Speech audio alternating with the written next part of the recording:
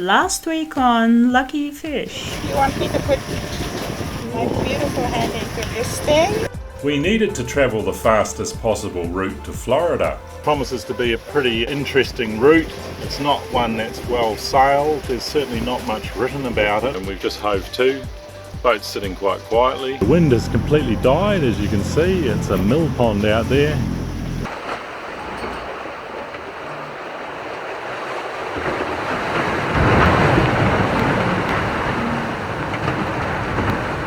Well, it's the third morning of our sail from Georgetown to Florida, and about midnight last night that wind picked up nicely from the south. We were able to put up the foresail, and then it built again. We took a couple of hours rest, just having a nice pleasant sail, doing about 5 knots or so. After we were rested, about 3 AM, we put up the mainsail and did about 7 to 8 knots most of the night. Made really good progress. Cleared all the last of the rocky heads, and then had a bit of peace of mind and got some more rest until dawn, which is pretty much what you see now. Beautiful 15 knot southerly wind. We've got the full main, 1 reef in the foresail and the jib up, doing 7.5 knots, sometimes more, and looks like we'll be at Anguilla Key. Well, the next thing is we'll drop off the edge of the bank, the Great Bahama Bank, which is to the south, surrounds Andros Island in a few miles, and then we'll be out in the deep ocean again for about 40 odd miles until we reach Caysel Bank, where Anguilla Key sits on the eastern margin, and we may drop the anchor there for an hour or two and have a look around, or we might just sail straight past across the top of the bank, clearing that another 50 miles later, and then we should have a 70-mile straight run to Key West. So most of the navigation headaches are behind us now. They're starting to breathe a little bit easier, but we're not going to drop our guard completely yet. There's still Caysel Bank and a few hazards there. But in the meantime, we're just very thankful to have this wind come up as they predicted. It's probably a little bit more out of the south and east at the moment, but we'll see how that develops. But it's ideal. We are just reaching, slightly broad reaching. Boat's very comfortable, sea's quite flat. Couldn't really ask for more. Do you have anything to say, honey? Zaya won't talk to the camera. It's early morning and her hair hasn't been done. I'm not even allowed to pan the camera around. Anyway.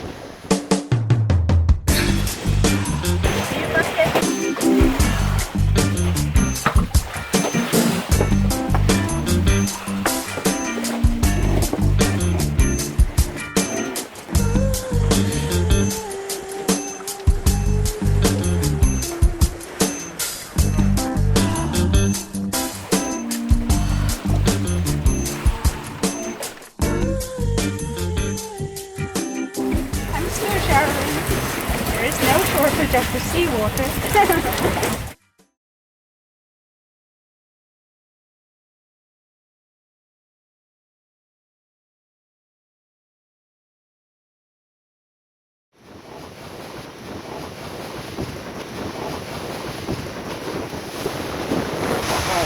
Ship, letting him go in front, taking out the reef and the foresail.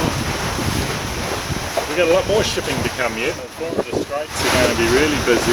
We have to be prepared for that. There's a narrow shipping lane there that's supposed to be one of the busiest around, so luckily we're feeling a lot more comfortable around ships now. Yeah. Normally we make our decision about 10 minutes out from the closest point of approach as to whether we'll pass in front or behind. You can work it out with the bearing angles.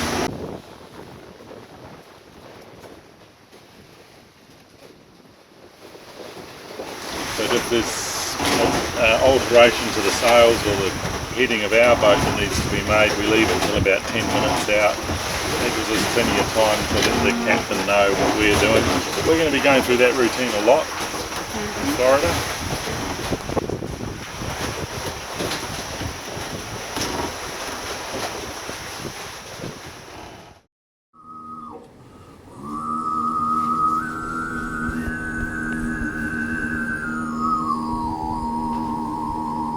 The wind dropped in the afternoon, so we thought we'd fly the drone to catch an image of a small white boat on a big blue ocean. After a successful maiden flight at Stocking Island and another at Soldier's Quay, we were getting confident about flying the drone. For the third flight, though, we'd be on a moving boat. The takeoff went smoothly, and for a while the drone followed the boat.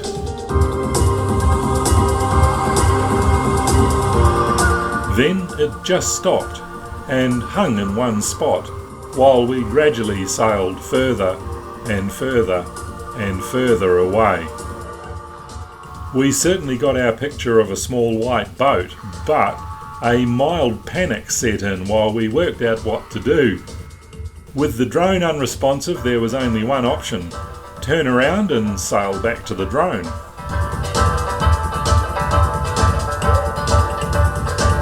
With one engine running flat out, we returned to the place where we launched it, regained control and made a pretty hairy landing.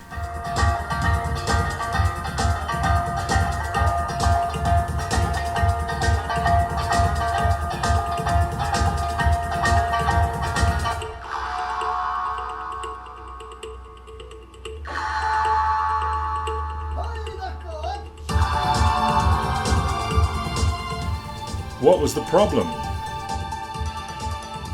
The drone was locked in beginner's mode and its range from the point of takeoff was limited to just 50 metres.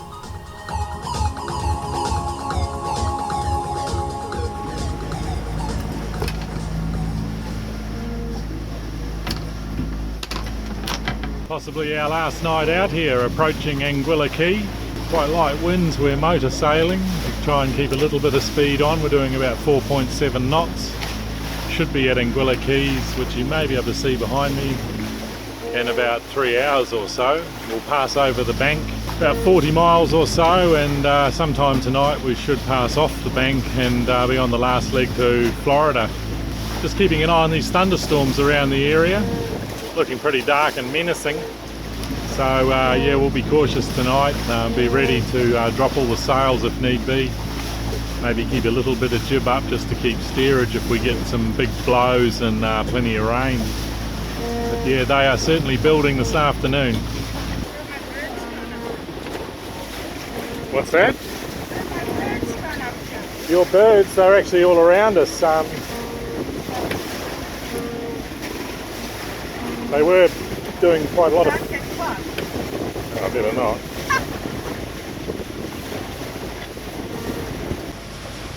First one I've ever seen. What about you? No, I've never seen one. Sometimes they can come down to the water and start sucking water up.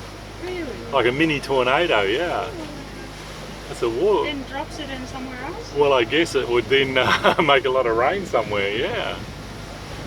They said sometimes they suck up frogs and stuff. Frogs, yeah. Drop it in somewhere. Or even fish, I've heard, yeah. Well, let's hope that one doesn't come down to the water and get any more troublesome.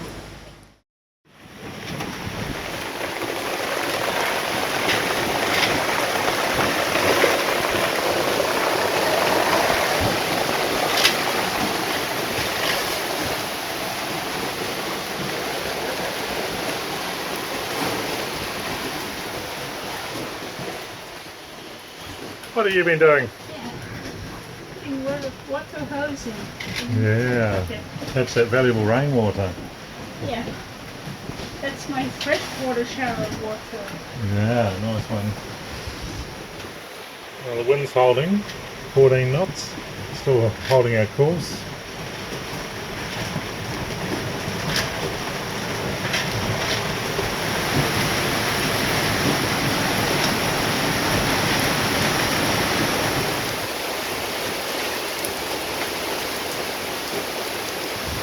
Buckets are full now.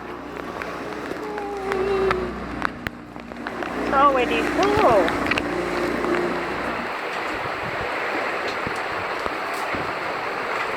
We're Just about to cross onto the K-Cell bank.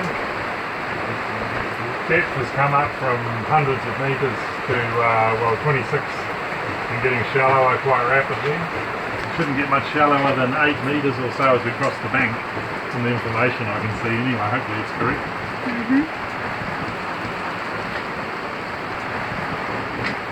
Did you enjoy your shower? Yes, I did. Someone at least smells sweet now on the boat. Everything nice and clean now. Florida, here we come. The clean boat. You accept us. What do you think of the rain? Just passed. There's plenty of it. Just about had enough rain. Don't know how much more we're going to get tonight. Clouds all around us, all like they got a bit. But there's a lovely red beetrooty sunset out there. Clear, so clear. Airs Yeah. all washed up, including you.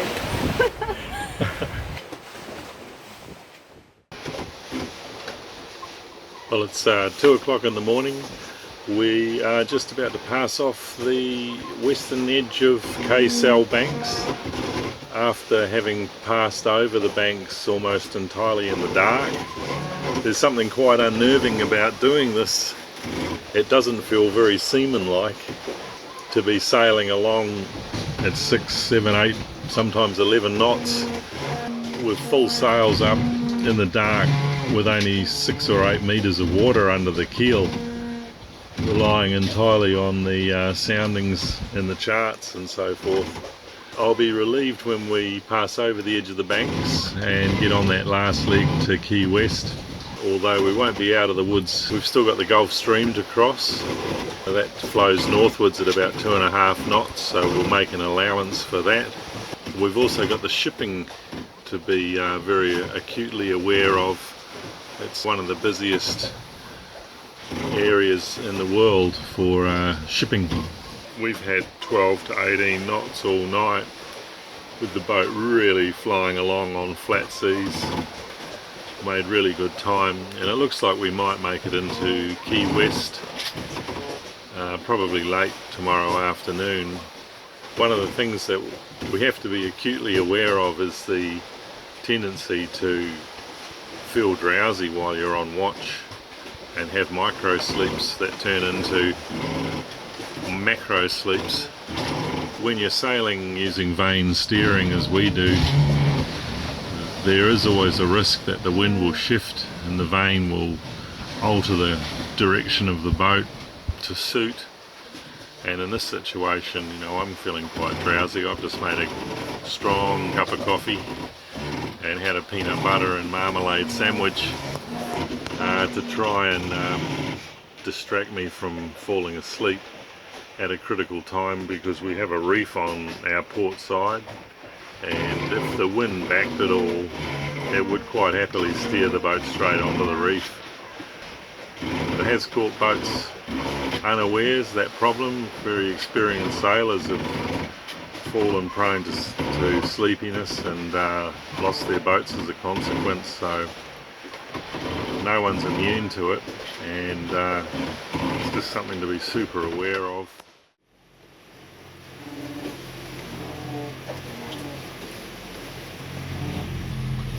So this is the shipping lanes of Florida Straits.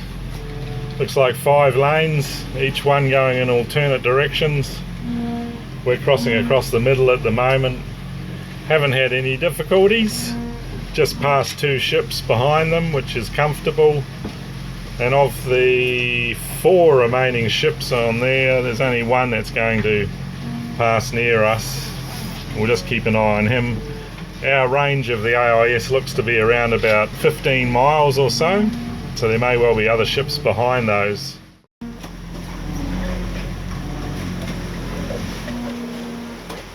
Well, with the shipping lanes has come the Gulf Stream, and we're currently doing a speed over the ground of about 2.6 knots. But our boat speed through the water is 3.8, so we're losing about 1.2 knots at the moment to the current.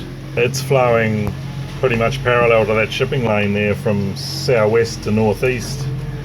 and we're crossing it at about 60 degrees or so, so it's pushing us back and to the east. So we've corrected our heading to counteract that, to give us a course over the ground that it's a little low at the moment. There you go, it's spot on in there. We're motor sailing, we've got the jib out, wing and wing with the foresail, mainsail's down, and we've got the starboard engine on running at about half revs, just to give us a bit of assistance and to conserve fuel. We've got 58 miles to run.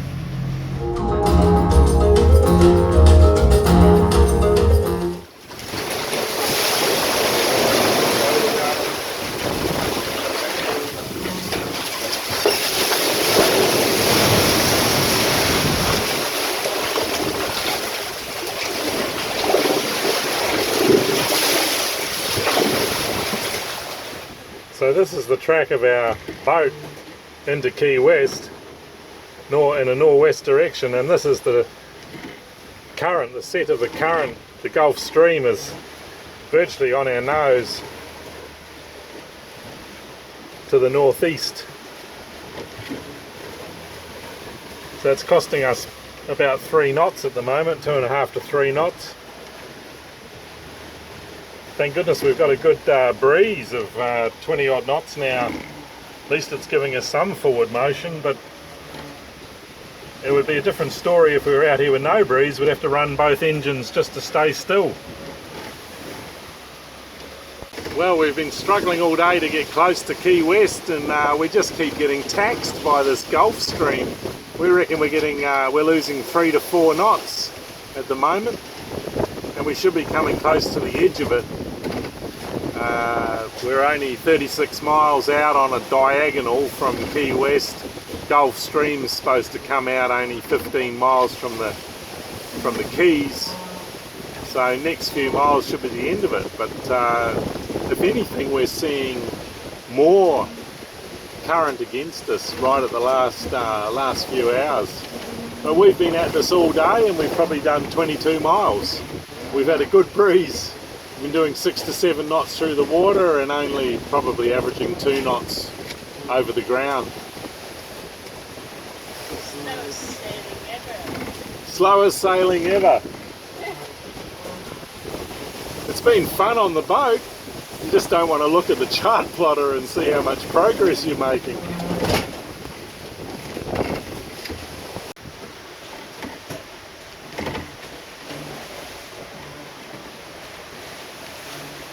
That's us. We're heading here. This is the entrance to the main fairway into Key West, main shipping channel, and we're just going to play it by ear. We didn't get a chance to do any research on the internet back at Georgetown, so we were more concerned with the immediate planning, which was getting across Great Bahama Banks and all the rest of it, and also getting our carburetor sorted out, getting my knees sorted out, and also trying to have a good time as well in the Bahamas, which came pretty easy. So there was a whole lot going on there, and somehow the arrival at Key West and clearing into the US was not a very high priority. It was well down the track. So now we find ourselves arriving at Key West with absolutely no knowledge about where the quarantine station is, where we should anchor, how to contact customs and immigration. I'm sure it's super easy to find out if you have internet, which we don't. So given that we're coming in at midnight, we've got 2 plans at this stage. We'll either call up port control when we come in within range, see if we can get some assistance there, and if that doesn't work, we've found an anchorage on the CMAP on our chart plotter, and we'll make a beeline for that, drop the pick somewhere in the back of Key West tonight, and that will be lovely. We can just rest easy till the morning and then sort out the authorities then. But yeah, it's not ideal. It's nice to arrive in a place and know what the formalities are. Still, that's the way we do things on Luckyfish, isn't it? It's called just-in-time planning.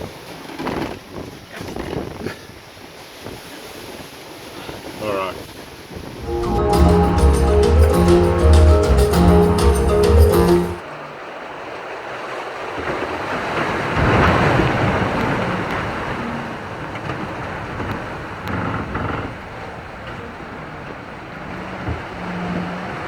Zaya, you happy to be arriving in America at last?